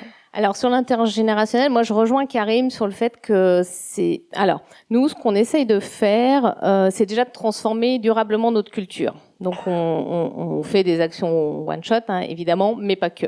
Donc on essaye de combattre tout ce qui est biais, préjugés, alors aussi bien sur l'intergénération, mais que sur les autres dimensions de genre, de handicap, etc. Et pour ça, nous, on a des plateformes, évidemment, parce qu'on est dans le digital, on a notre propre plateforme qui vise via des petits challenges, à transformer durablement la culture. Donc chacun de nos collaborateurs a des petits challenges, il y en a des nouveaux chaque mois, etc. L'idée étant de transformer durablement la culture. Au-delà de ça, sur l'intergénérationnel même. Alors nous, on a un bon mix de générations au sein de SAP, donc on a des gens très seniors et des jeunes qui sont d'ailleurs bourrés de talent. On combat justement les stéréotypes liés à l'âge et en se disant celui qui est proche de la retraite, il veut plus s'investir, il veut plus apprendre, etc. Alors que nous, c'est pas du tout le cas. Les jeunes, ils sont plus work-life balance, etc. Ça non plus, c'est pas forcément vrai. Alors, on a de tout, évidemment. Et donc, on travaille à la fois sur le reverse mentoring et on essaye aussi de favoriser justement ces initiatives intergénérationnelles. Donc, on a mis en place pour la première fois là, cette année une semaine de l'intergénération qui a super bien marché, avec des petits speed dating où chacun se raconte son parcours, avec également des conférences animées en binôme, notamment sur le métaverse, donc un junior et un senior, très intéressant de voir justement les prismes différents. Et donc, on est convaincu que vraiment c'est une richesse, et une complémentarité d'avoir ces différents profils. Oui, vas-y. J'avais juste envie de je sais que les jeunes, ils sont particulièrement attachés au développement durable, à l'écologie. Oui, tout à fait. Et je pense que vous faites des choses. Enfin, en plus ça, vous avez un impact là-dessus, assez conséquent. On ne le voit pas nécessairement toujours, mais qu'est-ce que vous faites là-dessus Alors, nous, on a la partie, je dirais, business, donc aide aux entreprises sur la partie sustainability, mais c'est pas ça qui nous intéresse aujourd'hui. Plutôt en interne, qu'est-ce qui va nous intéresser? Voilà. Alors en interne, nous, on a des salariés qui sont à l'image des SAP, donc c'est-à-dire qui ont soif d'apprendre. C'est des profils, qui ont vraiment. C'est comme ça qu'on les recrute aussi, sur leur agilité, sur leur envie d'apprendre, parce qu'il faut toujours se transformer. C'est l'IT, vous savez, c'est des secteurs qui sont en transformation constante, qui ont besoin de développer un certain nombre de choses. Donc on recrute les gens comme ça, et donc en fait, ils prennent en main nos salariés des sujets qui leur plaisent. Et donc, on a par exemple sur la sustainability une équipe qui s'est constituée de salariés volontaires, elle s'appelle les Colibris, et qui épluche tous nos bâtiments qui sont en face de L'Oréal, donc nous à côté de la tour SO-Ouest et à Levallois, et qui épluche en fait tout le bâtiment et qui dit bah voilà, tout ça il faut changer. Alors la sobriété énergétique en plus est d'actualité évidemment, mais on a tout transformé, plus de gobelets plastiques, zéro plastique, des bouteilles en verre clients compris. Et c'est à l'initiative d'un collectif, de salariés qui sont volontaires. Volontaires et tout ça. Exactement. Et on a d'autres collectifs comme ça de salariés qui se constituent par exemple pour coacher des startups à impact social. Donc là aussi, ils identifient des startups et on fait des ateliers design thinking avec les salariés volontaires. Génial, pour coacher voilà, ces startups. Super. Très sympa. Voilà. Oui, c'est une boîte très sympa. Alors, je la recommande aussi. C'est une boîte qui s'est transformée en plus, parce que SAP, on a l'image quand même du SAP à 50 ans, 35 ans en France, et effectivement, alors on n'est pas des purs cloud native, hein, contrairement à une partie de nos concurrents. Donc nous, on a vendu longtemps de la licence, donc on a une transformation interne. À la fois, on est un gros mammouth et culturel. Alors là, ce qui est intéressant chez SAP par rapport aux autres entreprises dans lesquelles j'ai travaillé, c'est que c'est un mélange de gros mammouths et d'entreprises processées, hein, forcément d'en vendre. Mais justement de mindset de start-up pour maintenir cette innovation. Voilà, exactement, et ça se sent vraiment au quotidien. Super, ça. Alors Caroline, est-ce que tu as un mantra? J'en ai plein. Ton préféré alors aujourd'hui? Alors j'ai été scout aussi, mais bon, c'est pas celui-là du coup. Alors moi j'en ai un ou deux, je dirais oser être soi-même et faire des choses qui sont en accord avec ses valeurs et principes. Moi, je ne fais que ce qui me convient. C'est-à-dire que quand ça ne me convient pas, je le dis et je ne le fais pas. Voilà. Merci pour ça, oser être aligné par rapport à ses valeurs. Merci beaucoup. Merci beaucoup, à vous. Caroline.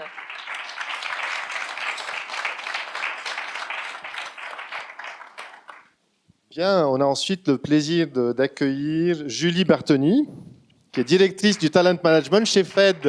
On peut l'applaudir. Bienvenue Julie. Bienvenue Julie. Donc, Julie est diplômée en psychologie. Elle a intégré le groupe Fed en 2007, quasiment au début, en tant que consultante en recrutement.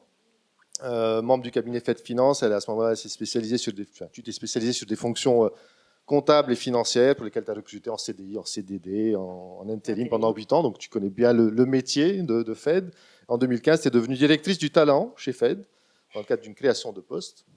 Avec ton équipe, tu diriges tout à la fois les projets d'attractivité employeur, de formation, d'évolution, de fidélisation, de digitalisation, ça fait beaucoup de choses, et de transformation managériale. Voilà. Et on va parler ensemble de l'enjeu de la guerre des talents et des transfos. Tout à fait. Merci. Qu'est-ce que tu as envie de partager à la salle pour qu'elle te découvre un peu plus avec tes mots? On a dit beaucoup de choses. Ce qui est intéressant, c'est que ça fait 3 ans que je travaille sur des projets de transformation et de changement. Et en fait, comme beaucoup d'entre nous, je trouve que le changement, c'est génial, mais surtout pour les autres. J'aime pas trop le changement. C'est un peu moins sympa. Je n'aime pas trop le changement non plus. Mais bon, je pense que ça doit m'aider dans ces projets-là. Donc voilà ce que je peux dire.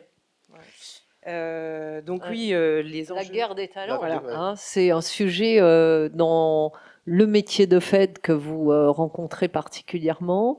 Et ce qui est intéressant, c'est que vous avez abordé ça finalement peut-être un petit peu différemment que d'autres structures. Qu'est-ce que tu peux nous en dire? Alors juste Fed, on n'est pas le Club Med, on n'est pas L'Oréal, on est moins connu. Donc on a un cabinet de recrutement de 400 collaborateurs. Et nous aussi, on a du mal à recruter et à fidéliser. Bon, pour nous. Donc, avant de parler de... Donc, on a du mal à attirer, on a du mal à fidéliser. Et on a décidé ces dernières années de se focaliser sur la fidélisation. Parce que attirer, c'est bien. Mais s'ils partent, tous, on ne s'en sort plus. Bon. Et nous, ces dernières années, on a vécu quelque chose, comme vous, qu'on n'avait pas l'habitude de vivre. C'est que nos jeunes collaborateurs, comme Bérangère, on recrute des jeunes diplômés. Eh bien, au bout de 2 ans, on avait atteint un taux de turnover de 40%. Donc, quasiment une personne sur 2 partait. Et c'est un coût, ça, pour l'entreprise. Oui, évidemment. Puis, on a mis des efforts de formation. Évidemment, quand ils partent, ils sont très bons. Souvent, c'est pour venir, pour être chargé de recrutement chez vous. Mais nous, on veut bien qu'ils restent un petit peu avec nous, quand même. Donc Donc tout ça pour dire, avant de les attirer, c'était comment on les fidélise. Surtout que moi, ma génération, ça fait 15 ans que je suis chez Fed, et toute ma génération, ça fait, voilà, on est plusieurs à être très seniors et très fidèles. Donc on avait du mal à comprendre ce qui se passait. Ouais. Bon, bah tout simplement, j'ai commencé à aller parler avec les gens qui partaient. Pourquoi est-ce qu'ils partaient? Après, je me suis dit, je vais quand même aussi parler avec les gens qui restent. Pourquoi est-ce qu'ils restent? Non, mais c'est intéressant, du coup. C'est bien de se poser les deux questions, finalement. Et en fait, on s'est rendu compte, et je rejoins un peu ce que tu disais, Karim, tout à l'heure. Moi, au départ, je pensais que ce serait sur des questions de rémunération, enfin plutôt des raisons extra-sec, voilà. Alors qu'en fait, non, c'est vraiment les raisons intrinsèques. C'est vraiment la manière dont on fait le métier, le sens du métier, les compétences que je développe et comment je travaille avec les autres. En fait, on se rend compte que ceux qui restent, c'est ceux qui ont trouvé, qui se développent, qui ont trouvé du sens avec les autres. Et ceux qui partaient, ils nous disaient tous la même chose. J'ai fait le tour du poste. Non, ça fait 1 an, c'est pas possible. Enfin, ça fait 15 ans que je suis là, C'est bon, mais j'ai pas si bon que ça. Ils avaient tous la sensation, ceux qui partaient, d'avoir fait le tour du poste. Ils se projetaient pas du tout sur des fonctions managériales. Donc ça, c'était nouveau parce qu'avant, tout le monde se battait pour être encadrant. Là, ils nous disaient, j'en ai rien à faire. Ok, très bien. Et aussi des choses nouvelles. Ils nous disaient, voilà, j'ai besoin de développer des compétences transverses. Nous, on a un cabinet de recrutement. Donc nous, les consultants, c'est recruter et vendre. Bon, ils veulent faire d'autres choses. Alors on s'est dit, mais qu'est-ce qu'ils peuvent faire? Enfin, et en fait, en discutant avec eux, et c'est ça, enfin, en tout cas, c'est grâce à vous, parce que moi, je ne sais pas comment faire. Et donc, grâce à vous, Birds, effectivement, on a été plus loin dans les interviews, et on s'est rendu compte qu'il y a des collaborateurs qui voulaient faire du marketing, il y a des collaborateurs qui voulaient faire des grands comptes, il y a des collaborateurs qui voulaient faire du RH. Donc, en fait, on a construit ces 3 dernières années des nouveaux rôles pour permettre en fait à nos collaborateurs de développer des compétences et en même temps nous aider. Donc aujourd'hui, on a des consultants qui font de la formation. On a des consultants maintenant qui vont travailler sur les sujets d'expérience collaborateur, expérience client, expérience candidat. Là où avant tout était, je dirais, concentré sur les business partners, le marketing faisait le marketing, les RH faisaient les RH, maintenant on travaille avec les consultants. Et ça nous a permis de répondre à leurs besoins, de développer des compétences transverses. Maintenant, ils peuvent aussi évoluer sur des fonctions aussi hautes que des fonctions managériales, mais sans manager, parce qu'ils ont des grosses responsabilités. Et donc voilà. Et ça, c'est super. C'est ce que tu dis. Il y a cette notion d'évoluer sans manager, alors que traditionnellement, c'est ça l'évolution. Et finalement, tu rejoins ce que les gentils organisateurs du Club Med, voilà, ont retrouvé c'est quoi leur métier finalement, et ont compris, ont trouvé du sens là-dedans. Et c'est ce que vous avez créé dans cette transfo. Si tu nous parles un peu plus de la transfo, parce que voilà, même une jeune boîte comme Fed se transforme, c'est quoi les facteurs clés de succès de cette transfo, au-delà d'avoir bossé avec nous? Je dirais une bonne RH. Aussi. Non, mais il faut une bonne RH. En tout cas, il faut vraiment quelqu'un qui porte et qui pilote. Parce que les résistances, elles sont tellement fortes, mais en même temps tellement humaines. Il faut vraiment quelqu'un qui pilote et qui drive le projet de bout en bout. Bon, déjà, c'est la première chose, vraiment une personne qui pilote. Bon. Ensuite, il ne faut pas travailler tout seul. Nous, je pense que la force de notre projet, c'est qu'on a créé un groupe de travail avec aussi bien des consultants qui étaient là depuis 6 mois que des directeurs qui étaient là depuis 20 ans. Du coup, ce qui nous a évité de nous scléroser ou d'avoir des idées toutes faites. Donc, on a fait un groupe de travail, finalement. Et ensuite, de travailler par étapes. Oui, ça a mis 3 ans. Oui, tout le monde a trouvé que c'était très long. Il y avait le Covid aussi. Oui, il y a eu le Covid, ok. Mais bon, à votre décharge. En vrai, le Covid, il nous a bloqué 1 an. Donc, on va dire 2 ans. Bon. Mais il faut aussi prendre le temps et avancer par étapes. Ça sert à rien de vouloir aller trop vite. C'est très important d'abord d'écouter les gens, structurer et puis avancer par étapes et collectivement, de manière collaborative, quoi. Et quelque part, finalement, au départ, l'image que vous aviez de ce que vous avez maintenant n'était pas celle-là, finalement. Ça a été un peu de découvrir aussi, vous aviez l'objectif, mais est-ce que vous aviez cette solution-là en tête au départ? Non, parce qu'effectivement, avant de faire les audits, quand on a vu que les gens partaient, qu'ils ne se projetaient plus, etc., on s'est dit c'est de la faute de nos managers, évidemment.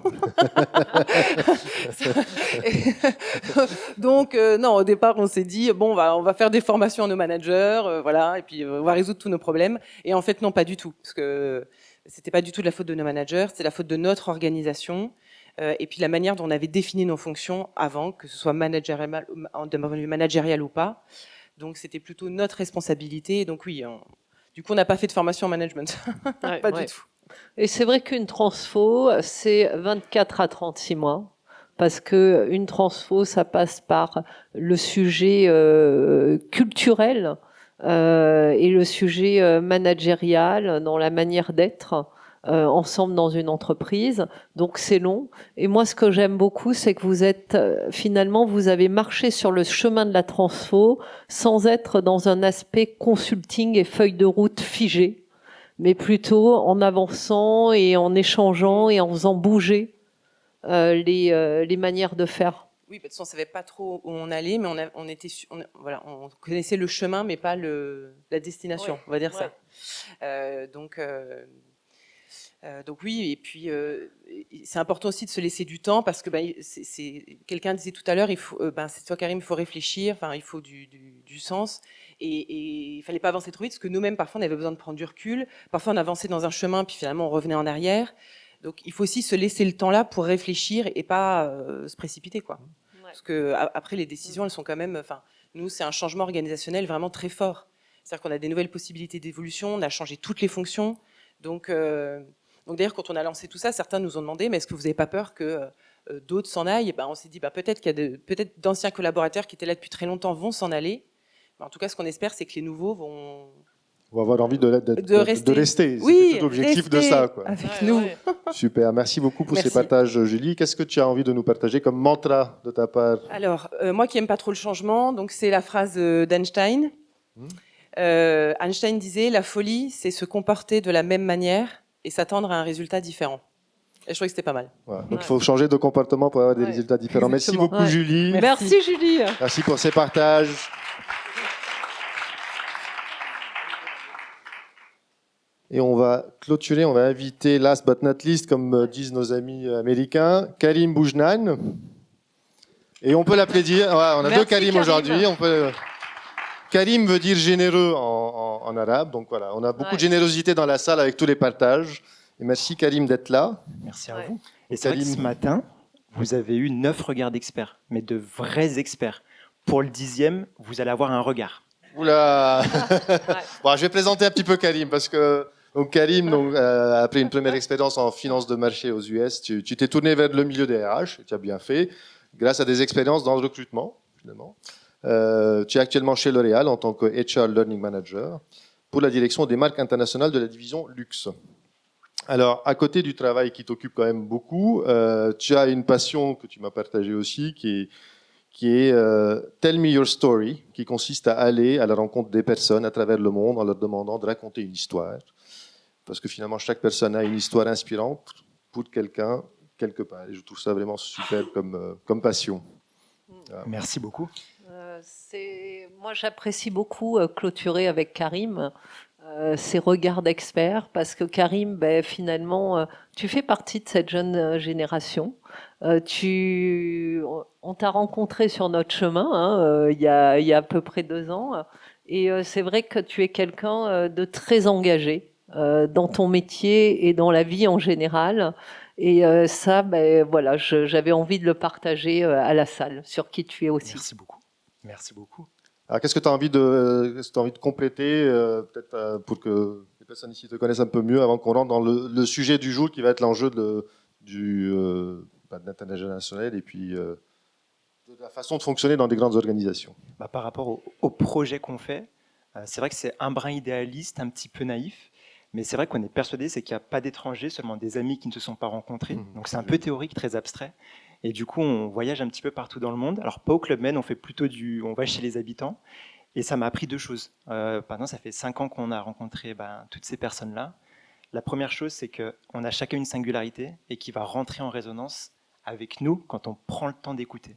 Et le deuxième point, ça m'a appris, alors je suis désolé, c'est un peu tarte à la crème, mais c'est le pouvoir de l'écoute active. Vraiment, quand on met de l'intentionnalité dans la relation dans laquelle on rentre, et quand on montre qu'on est intéressé, vraiment, la relation, elle se crée, et c'est un feu d'artifice qui commence dans la relation. Il faut avoir une intentionnalité et mettre de l'intensité dans tout ce qu'on fait. Et ça change toutes les relations. Et ça, c'est fabuleux. J'aime beaucoup ce que tu dis. Voilà, mettre de l'intention dans nos relations.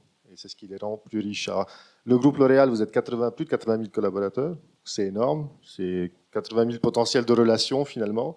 C'est un groupe aussi complexe, hein, on peut imaginer. Et du coup, on voulait voir un petit peu avec toi comment vous travaillez avec cette complexité. Comment tu fais pour aller créer des relations et comment vous travaillez dans cette complexité. Qu'est-ce que vous mettez en place sur le sujet? Et parce que c'est vrai que L'Oréal, on le voit vraiment comme une entreprise de cosmétiques de luxe, mais on a aussi beaucoup d'usines, on a aussi des conseillères de vente. Et donc la question, c'est comment on va travailler avec plus de 80 000 collaborateurs, c'est comment on va travailler ensemble. Et donc il y a une philosophie de travail qui a été mise en place. Si je dis une bêtise, Alexandra, tu peux me corriger. Hein.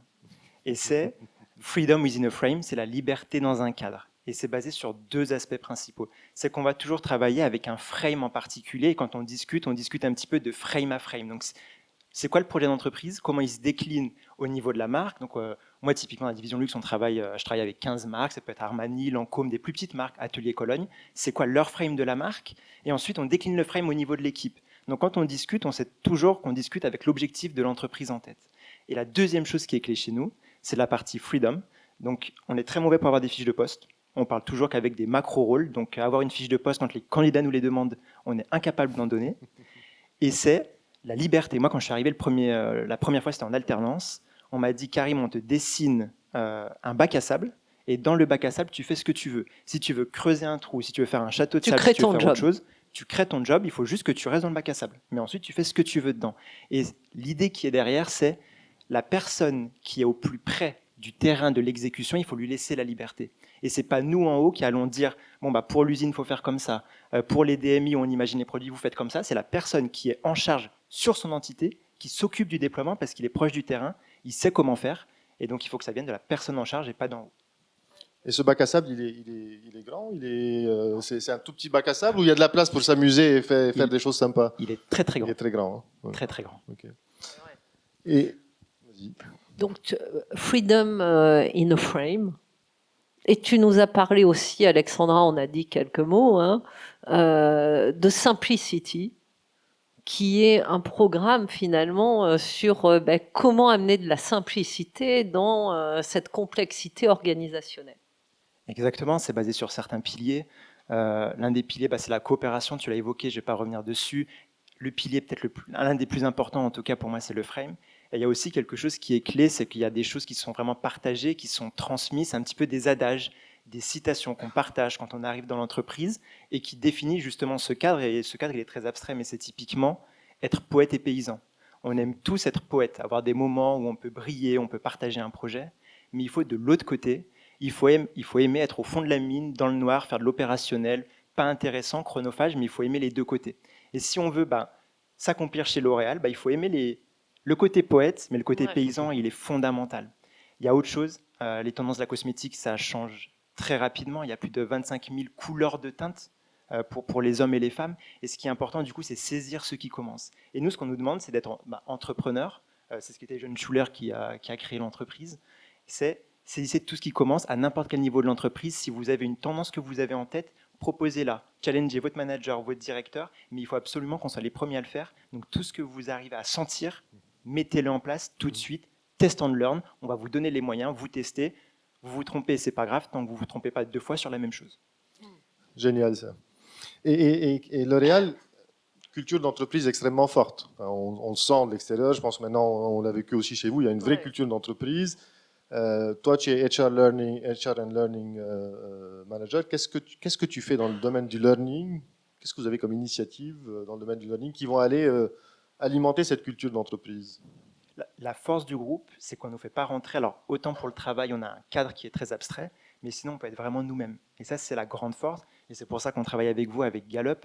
Parce que Gallup, ce qui est bien, c'est que vous faites le test, le Strengths Finder, vous découvrez vos talents. Et ça, ce qui est chouette, c'est que du coup, on peut exprimer toute notre singularité, notre différence, notre côté atypique, parce qu'on ne va pas chercher à rentrer dans un cadre spécifique. On est qui on est. Maintenant que vous connaissez vos talents, vous allez pouvoir l'exprimer dans votre travail au quotidien. Et donc, nous, côté learning, ce qu'on essaye de faire, c'est que maintenant que vous avez conscience de vous-même, conscience de votre force, comment nous, on va vous équiper pour que vous puissiez l'utiliser. C'est bien de connaître son talent, mais après, l'idée, c'est on va transformer le talent, il faut que ça devienne un point fort et il faut que ça devienne une condition de la performance. Et pour que ça devienne une condition de la performance et que la performance soit quasi parfaite, quasi excellente, il faut mettre de l'investissement. Et ce qu'on entend par investissement, c'est qu'il faut que le collaborateur prenne du temps pour développer, mettre de l'intentionnalité dans ses talents. Comme ça devient un point fort, ça devient un comportement, une manière d'être, de penser qui est en parfaite adéquation avec qui il est. Et donc ça, c'est vraiment clé. C'est comme ça qu'on essaye de faire, de garder une culture d'entreprise entrepreneuriale et où chacun peut exprimer sa singularité. Et parce que, alors, en tout cas, moi, c'est l'objectif que je me fixe, qui est aussi idéaliste comme le projet. C'est, si le collaborateur il est à l'aise avec lui-même, il connaît ses forces, il connaît ses talents, il va pouvoir aller challenger l'entreprise, challenger les RH sur qu'est-ce qu'on fait côté RSE, qu'est-ce qu'on fait sur telle thématique, qu'est-ce qu'on fait sur le work-life balance, parce qu'il va se sentir à l'aise, en confort, pour venir nous challenger. Et prendre du plaisir dans ce qu'il fait. Plaisir. Ouais. Ça, c'est bon. Challenger ces RH, hein, on l'a entendu. Hein, donc, vous invitez les collaborateurs à venir challenger. Et je pense que ça fait partie effectivement de cette culture de cette culture de L'Oréal. Merci beaucoup pour ce partage inspirant et d'expertise. On a la dernière question qu'on a pour toi, c'est quoi ton mantra? Tu nous as partagé beaucoup de choses, mais le mantra que tu as envie de partager avec la salle? C'est que l'on soit capable de donner ce que l'on demande. Quand je suis arrivé, du coup, donc moi, finance de marché au tout début, donc j'étais devant mon PC, à la mine, dans le noir, donc très paysan. Ouais. Et du coup, quand j'ai commencé dans le recrutement, on disait toujours il faut que le candidat il soit il soit jovial, créatif, atypique, des singularités qui nous démontrent une connaissance parfaite de l'entreprise. Et pour autant, quand on fait des entretiens, moi je me suis dit, mais en fait, on fait des entretiens extrêmement classiques, mais pourtant on demande à quelqu'un qui démontre quelque chose que nous on ne démontre pas. Donc mon mantra, c'est que l'on fasse ce que l'on demande aux autres. Exactement, Ouais. et d'être exemplaire. Ouais. L'exemplarité. Merci Karim. Merci Karim pour ces mots inspirants. Donc nous arrivons à la fin de cette conférence. Je remercie encore tous nos intervenants pour leur partage, leur générosité d'avoir pris le temps dans leur fonction qui est extrêmement dense, de partager leur savoir et leur regard.